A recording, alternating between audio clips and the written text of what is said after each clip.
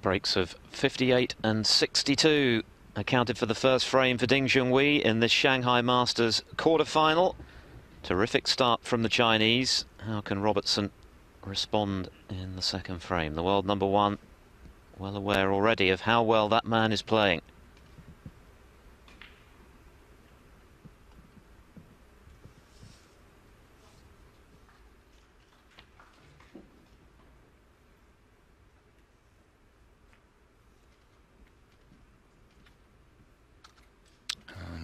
That was the first misjudgment.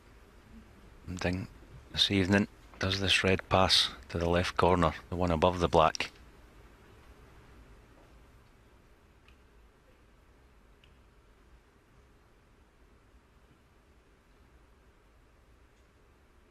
It obviously does. Just weighing up the best way to play the cannon off the cluster of reds.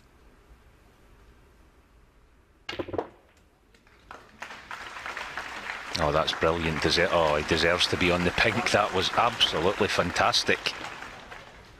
What a split. Yeah, there was no holding back there, was there? Well, if the early exchanges are anything to go by here, we're in for something really memorable. I'd fancy potting a few myself there.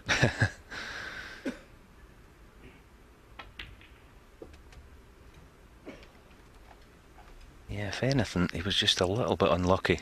As you see the pink being tied up now. That's the only downside. Got a kick there. Well, that's been a feature of the matches we've seen during this tournament. It's quite heavy, humid conditions in the auditorium, and you do get some heavy kicks. Mark King had a couple of howlers in his defeat at the hands of Mark Selby in the first round, rather second round proper. No, it was against Neil Robertson, wasn't it? And one of them was very costly. He might have had a chance of forcing a deciding frame against Robertson. As it was, he lost 5-3. Some kicks are more important than others, Alan. Yeah, it's just the curse of our game in some respects. There's not a lot you can do about it. And they're still really none the wiser about exactly what causes them. There's so many different theories, isn't there? Whether it's the atmospherics or the chalk on the ball or some kind of static electricity. Take your pick, really. Perhaps a bit of all three, or even more. Yeah, I would think so. Combination of all three.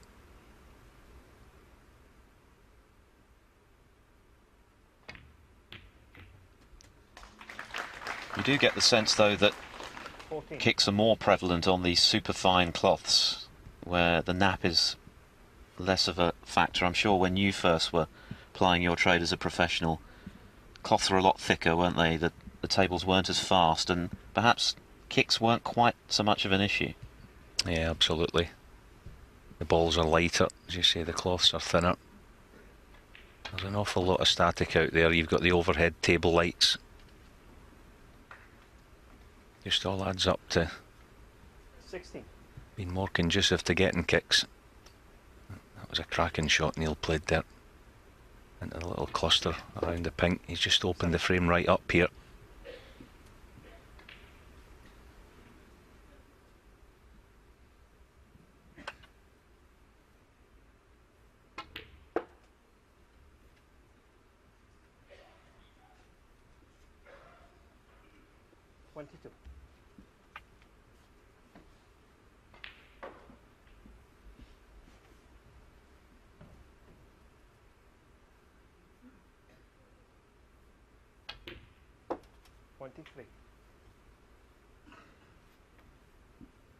I'll be quite happy playing off pink and blue.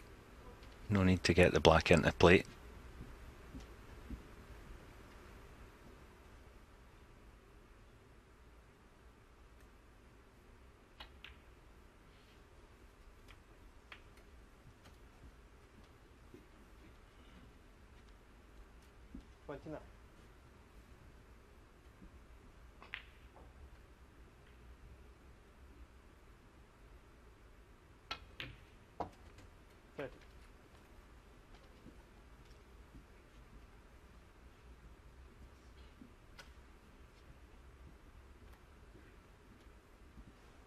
such a strong potter, Neil Robertson, isn't he? As you said, his long game's as good as anyone in the game, but he does it with control. It's not just that he's a raw potting machine, it's the control he does it with. It really impresses me.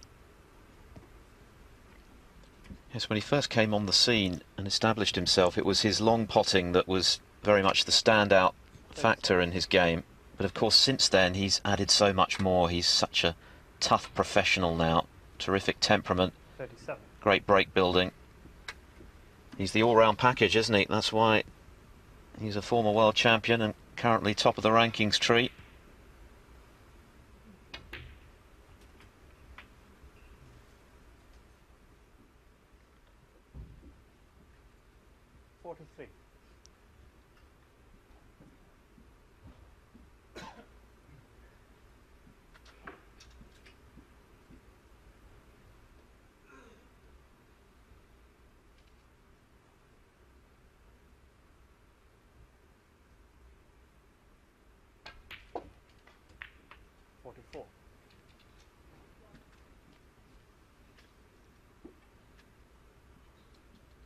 Just slowly but surely getting to the snooker's required stage.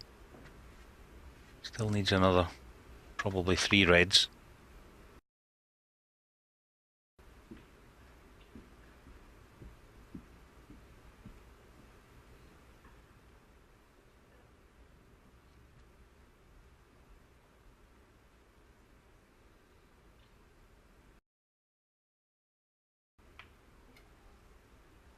Looking for the cannon there, didn't get it.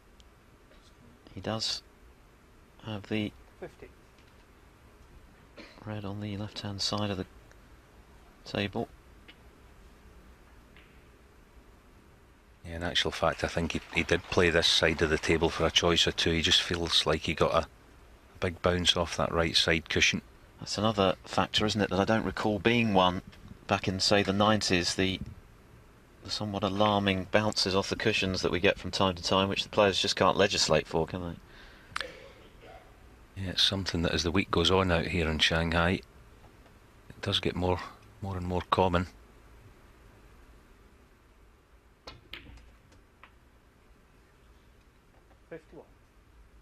That's a good recovery. Just about on the blue.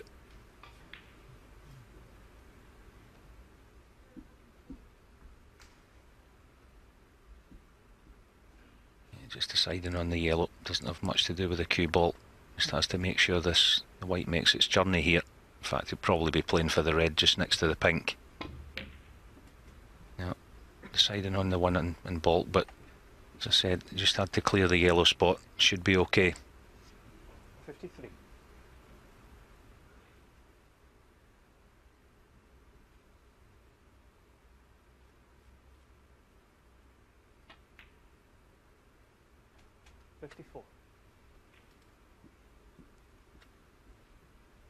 He just made it hard work for himself.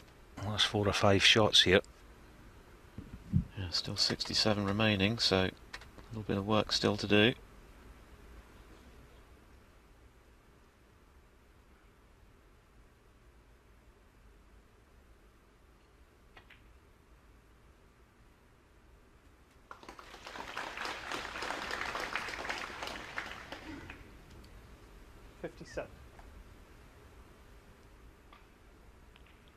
Red and the colour will suffice.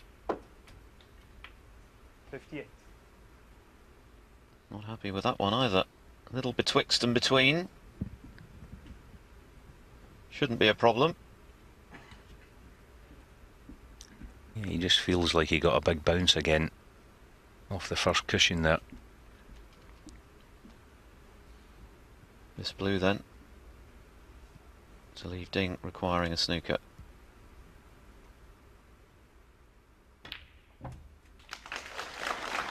Well, it's a good response, isn't it, from Robertson? Completely frozen out in the opening frame by those breaks of 58 and 62 from the home favourite. The champion's response.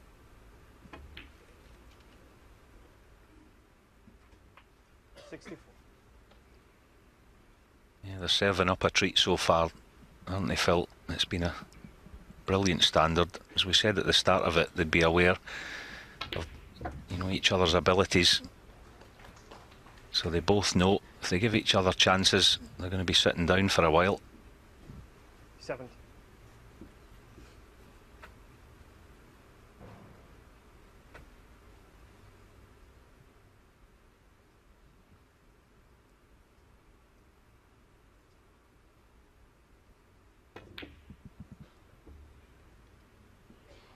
In the front. Well, the attempted double stays out, but it was that marvellous split of the bunch of reds at the start of that second frame which led to a break of 70 for Neil Robertson to level the match. What a start, what a standard. It's one frame apiece.